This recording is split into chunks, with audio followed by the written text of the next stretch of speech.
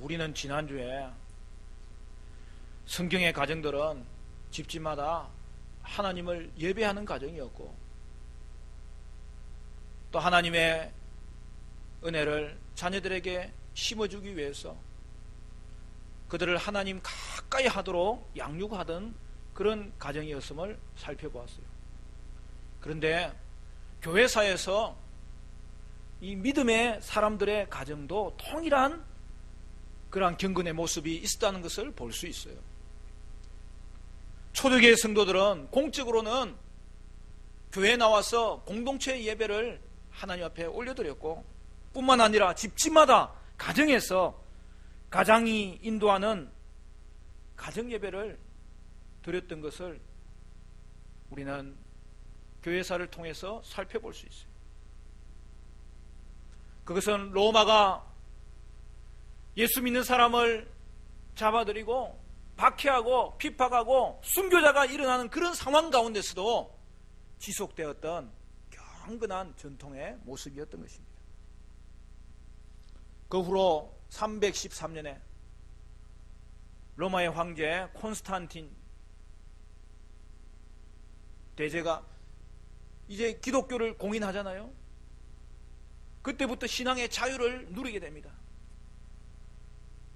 그리고 100년이 지나서 교회는 이상한 기류가 흐르기 시작했어요. 그것은 성도들이 성경을 읽는 것에 소홀해지기 시작했고, 그 근본적인 원인이 뭐냐 하면 사제들이 성경 읽는 것과 해석하는 것과 가르치는 일을 독점하기 시작했어요. 여러분, 사제는 우리 개신교의 목사를 말하는 것이기도 하지만 완전히 달라요. 왜냐하면 구약의 제사장이라고 생각하는 거예요. 그들이 아니면 예배가 안 되고 그들을 통해서만 말씀이 읽혀져야 된다고 독점함으로 말미암아서 오늘 이 천주교에는 이단적인 내용이 얼마나 많은지 몰라요.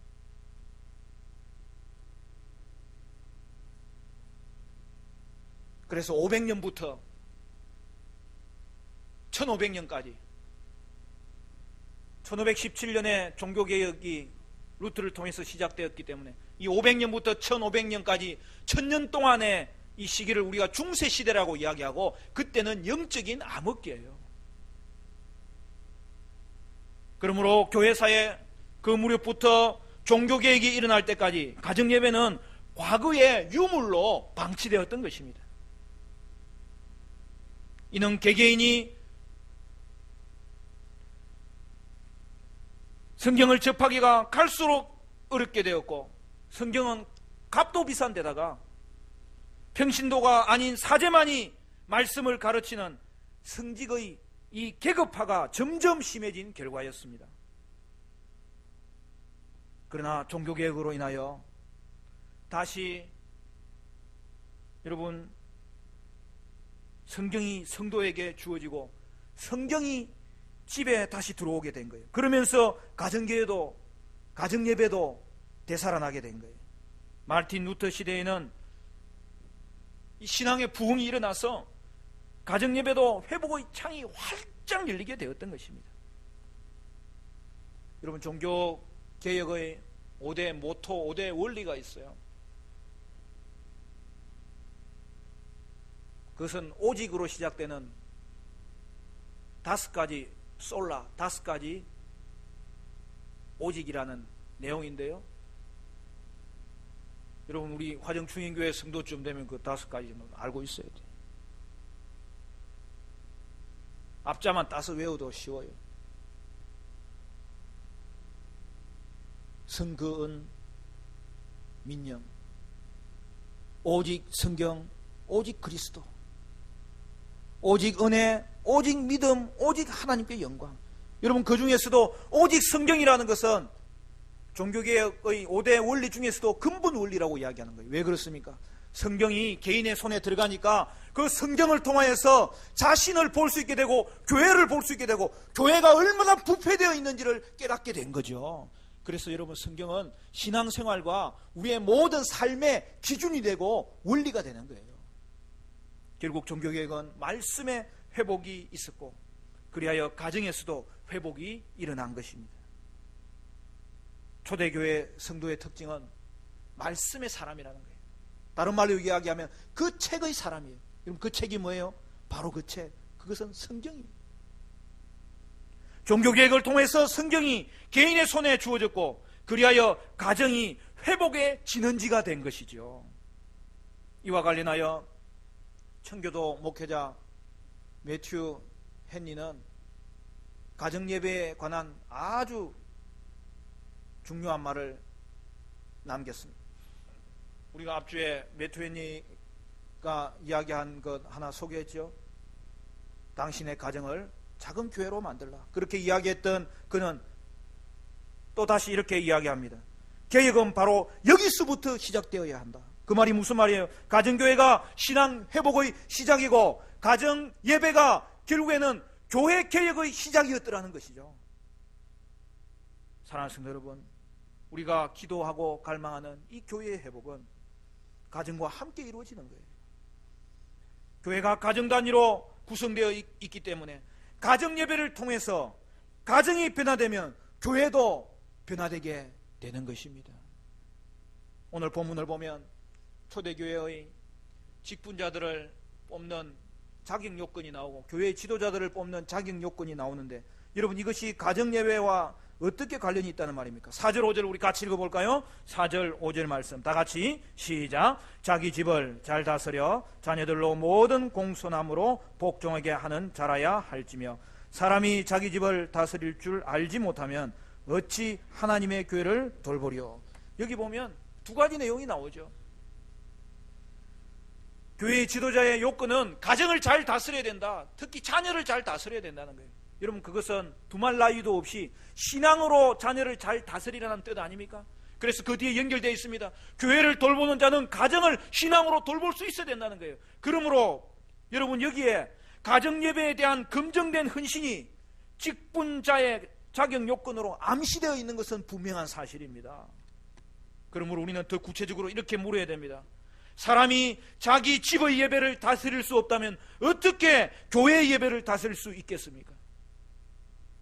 가정 예배를 인도할 수 없는 사람이 어떻게 교회 예배를 인도할 수 있겠습니까? 사랑하는 성도 여러분, 이것은 직분자만의 일이겠습니까? 그렇지 않아요. 모든 믿음의 부모들은, 특히 믿음의 가장들은 자신의 가정을 가정 예배를 통하여 말씀과 기도로 잘 이끌 수 있어야 되고 잘 다스릴 수 있어야 되고 그 가정을 양육할 수 있어야 된다는 사실이죠.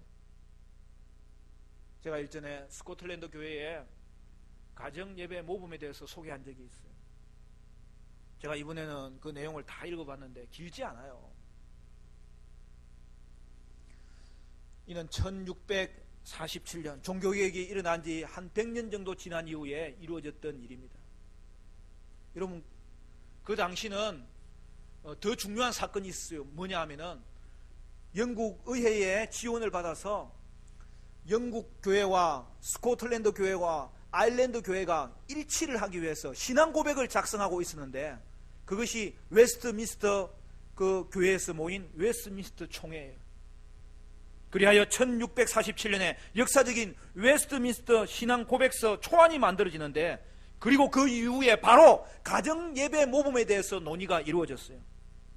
그때 스코틀랜드 교회는 웨스트민스터 신앙 고백서에 동참했던 자들이 그 초안을 스코틀랜드 교회에 소개했을 때에 바로 스코틀랜드 교회는 그 웨스트민스터 신앙 고백서를 스코틀랜드 교회의 공식 신앙 고백으로 받아들였고, 또한 그 고백이 실제적인 의미에서 실천적인 의미에서 이루어지기 위해서 가정예배 모범이 필요하다는 것을 인식하고 그 가정예배 모범을 스코틀랜드 교회에서 먼저 만들었던 거예요. 그러나 불행하게도 영국에서는 웨스트민스터 신앙 고백이 최종 확정될 때에 가정교회 예배, 이 가정예배의 모범은 결국 불발되고 말았어요. 물론 웨스트민스터 신앙 고백서를 보면 가정 예배에 관한 구절이 들어 있어요.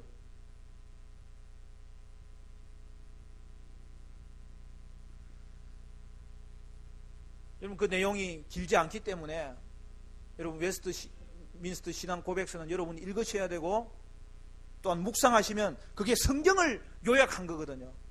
그러면 성경과 더불어서 이 신앙고백서, 교리서들을 여러분이 활용하시면 얼마나 큰 유익을 얻는지 몰라요.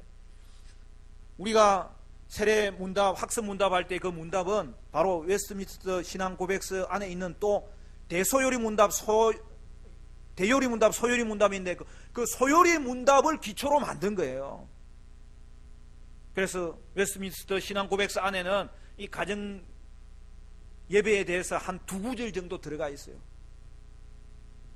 근데 그게 빈약하단 말입니다. 그래서 이 스코틀랜드 교회는 정식으로 그들이 연구했던 그 가정 예배 모범을 교회의 공식 문서로 도입했으며 확증했으며, 그리고 그 이후에 영국과 해외 수많은 장로교회들은 머지않아 그 문서를 다 도입하게 되었던 것입니다. 스코틀랜드 가정예배 모범은 14개 조항으로 된 소책자예요. 다음 주부터 제가 주보에 좀 실으려고 해요. 목회 칼럼하고 오늘의 말씀 자리에 한 3번 정도 실으면 될 내용이에요. 여러분, 거기 보면 모든 가장이 하나님이 맡기신 가정예배의 책임을 다해야 될 것과 교회의 목사와 장로는 그것을 감독하라고 기록되어 있어요. 가정예배에 태만한 자가 있으면 따로 경고를 받아야 되었고, 그럼에도 또 영적 책임을 소홀하는 가장과 남편과 아버지가 있으면 가정예배 모범을 따라 조치를 받아야 됐습니다. 이렇게 되어 있습니다. 그런 위반을 범하고도 자신의 마음이 강팍함을 인하여 뉘우치지 않는다면 그는 성찬을 받기에 합당한 자로 뉘우칠 때까지 마음이 성찬에 참여하지 못하도록 수찬 정지를 받아야 할 것이다. 무슨 말이에요? 여러분, 스코틀랜드 교회는 지금도 마찬가지. 가정예배를 소홀히 하는 가장이 있으면 성찬에 참여할 때까지 여러분 기회를 주고 참여하지 못하도록 막는다는 것이죠. 이처럼 스코틀랜드 교회의 가장들은 가정예배를 가정의 영적 건강과 자녀들의 영혼을 지키는 필수 요소로 생각하였고, 이 부분에서 가정을 영적으로 다스리지 못하고 저버리는 남자는 누구나 교회에 치리를 받도록 되어 있었던 것입니다. 그러면 저와 여러분은 어떻습니까? 저는 독실한 기독교 가정에서 태어나고 자랐어요. 지금은 저희 어머니가 홀로 되셨는데 비가 오나 눈이 오나 새벽기도 한번 빠지는 법이 없어요. 어머니 무슨 기도합니까? 우리 집에 목사가 있는데 내 기도 90%는 이 목사 위해서다.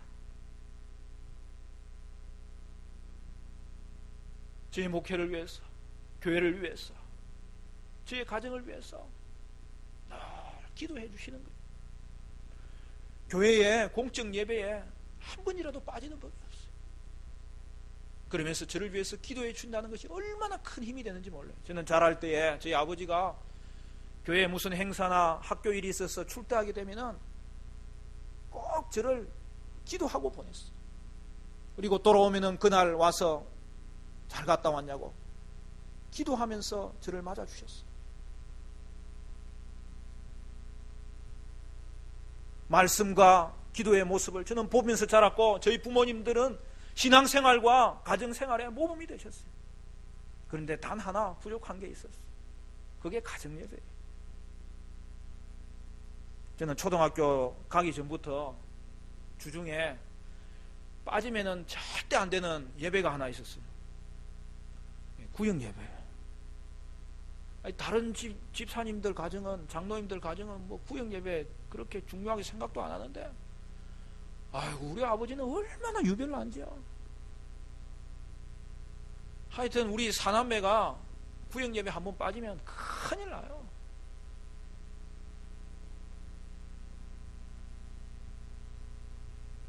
그러면서 어느 날은 이렇게 말씀하는 거예요. 야, 우리 집에는 구역예배가 가정예배다. 그러니까 빠지지 마라. 다 참석하는 예배다. 그래서 그게 사실 얼마나 힘들었는지 몰라요. 또 그렇게 해서 참석하면은 또 그 예배가 얼마나 지루했는지 몰라요. 근데 그래도 제가 구역 예배 참석할 때마다 하나의 희망을 가지고 늘 참석했어요. 예배 마치고 나면 간식을 주니까 그게 맛있어가지고.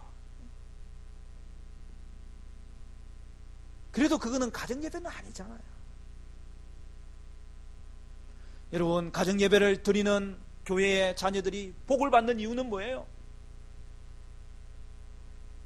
그도 새 가정을 이루면 자연스럽게 가정예배를 드리게 된다는 사실이죠. 그것보다 더 큰 복이 어디 있어요? 우리가 명문 가정을 이야기할 때가 있습니다. 저는 거기에는 관심 없고요. 신앙의 명문 가정에 대해서 이야기할 때 꼭 이야기하는 사람이 미국의 조나단 에드워드 가정이에요. 거기도 내가 조사해 보니까 너무나 놀라운 사실을 발견했어요. 조나단 에드워드 목사님이 그 부친 목사님 때부터 가정예배 드리는 것을 얼마나 귀하게 여겼는지.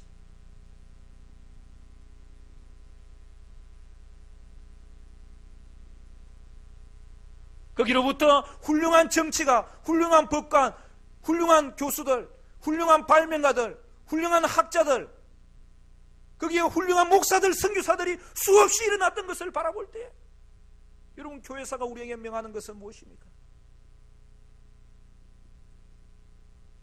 오늘 우리가 가정교회를 회복해야 되겠고, 그 가정예배를 통하여서 하나님 앞에 우리 자손들에게 믿음을 물려주시는 것보다 한 차원 더 높여서 가정예배를 물려줘야 되는 거예요. 목사님, 저는 혼자 신앙생활하기도 힘들어요. 그러니까 정신 바짝 차리고 개인 예배를 가정에서 드리면 되는 거예요. 자녀들하고 드리면 되는 거예요. 그리고 믿지 않는 남편이 있어도 믿지 않는 남편도 물어보세요. 같이 성경 읽고 가족이 기도하는 시간에 당신 참석하시겠어요? 그러면 어떤 분은 참석한다고 이야기해요. 왜? 아빠들은요, 가족의 대화가 필요한 걸 알고 있어요. 방법을 몰라서 그렇지. 성경도 좋은 그러한 걸 알고 있어요. 또 그것이 안 될 때에는 최선을 다해서 자녀들을 믿음의 제사장 역할을 감당하는 하나님의 신실한 종들이 있으면 그 가정을 하나님이 회복시켜 주실 줄로 믿습니다. 오늘도 저 자신을 생각하면 저는 가정을 이루고 나서 아내와 함께 기도하고, 자녀들이 생기고 나서는 자녀들과 함께 기도하고, 그리고 간간히 가정예배를 드리기는 했지만 사실 지속하지는 못했어요. 그런데 지금은 제자리를 찾아가는 그러한 단계에 올라와 있음을 여러분 앞에 나누지 않을 수 없습니다. 앞주에 소개한 그 책, 도널드 휘트니 그 신학교 교수님인데, 그 책에 보면은 그가 자기가 가르치는 신학교에 그 자기 클래스에 이 질문을 했다는 거예요. 가정 예배를 드리는 가정에서 자란 사람 손 들어보라고. 그랬더니 115명 중에 7명밖에 손 안 들더라. 그러면 가정 예배 드리는 다른 가정을 본 일이 있느냐고 물어봤더니 아무도 손 안 들더라. 여러분, 그 신학교는 그냥 일반 그 자유주의 신학교가 아니에요. 정통적이고 보수적인 신앙을 간직하는 신학교고, 거기에서 하나님을 사랑하고 열정적으로 주님을 의지하고 헌신적이라고 생각했던 사람들, 이제는 목사가 되기로, 선교사가 되기로 생각하며 훈련받는 그들의 상태가 그런 모습이었다는 거예요. 가정예배에 대해서 경험한 적이 없고 본 적이 없고 배운 적이 없기 때문에 그런 일이 생길 수 있습니다. 그러나 사랑하는 성도 여러분, 이제 여러분은 다릅니다. 저와 여러분은